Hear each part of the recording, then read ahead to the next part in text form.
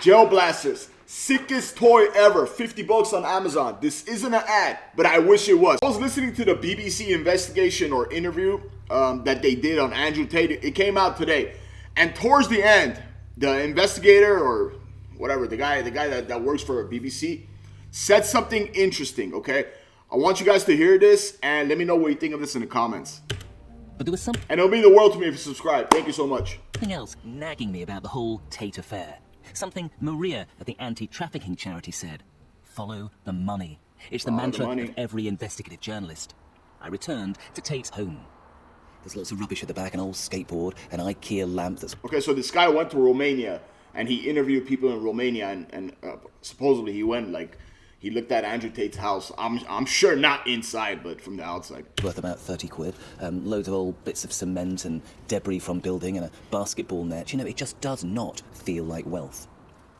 So where is the $1 trillion he says he has? Or Okay, when Andrew Tate said he's a trillionaire, he was just joking. I'm sure this guy knows it too.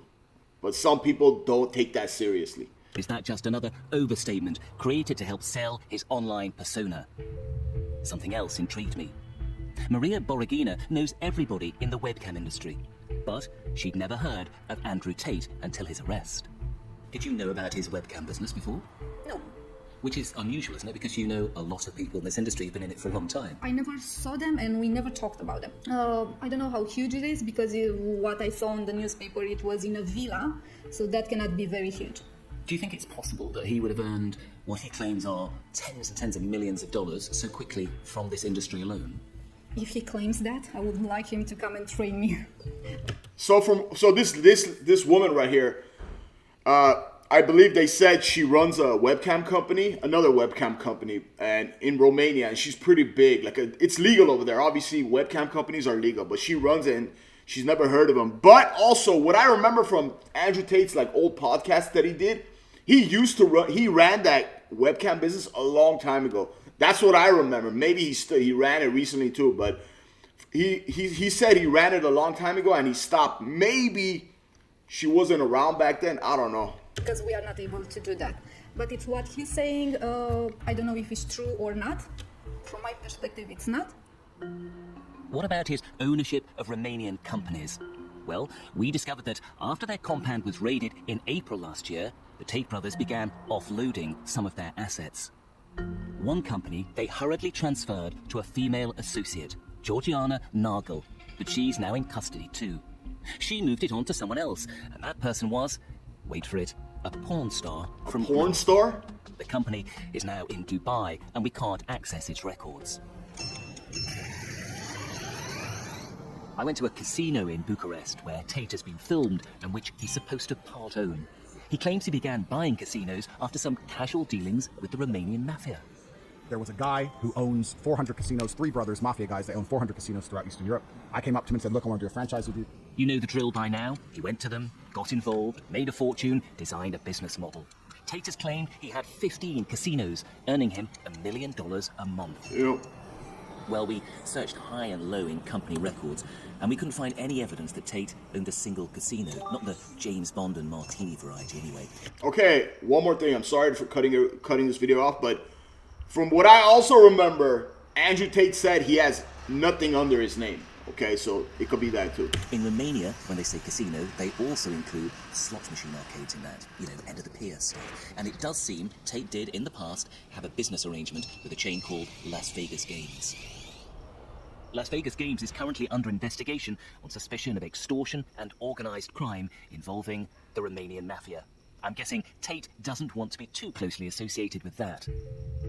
So, where's the money? Could it be in the UK?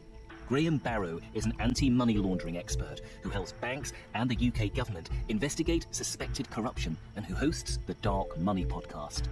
Clearly, Mr. Tate has exhibited significant wealth, which is hard to reconcile with his normal business activities. We asked him to examine both Andrew and Tristan Tate's companies in the UK.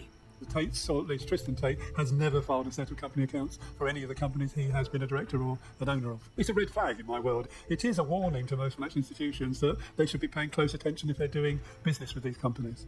We also showed Graham our findings from Romania. Whether you like it or not, unfortunately, Romania is a hub of significant organised criminal activity, which involves money laundering. Having seen the information that you've shown me, it is quite hard to differentiate that from other networks I've seen, which have ultimately ended up being shown to be money laundering or other financial criminal networks.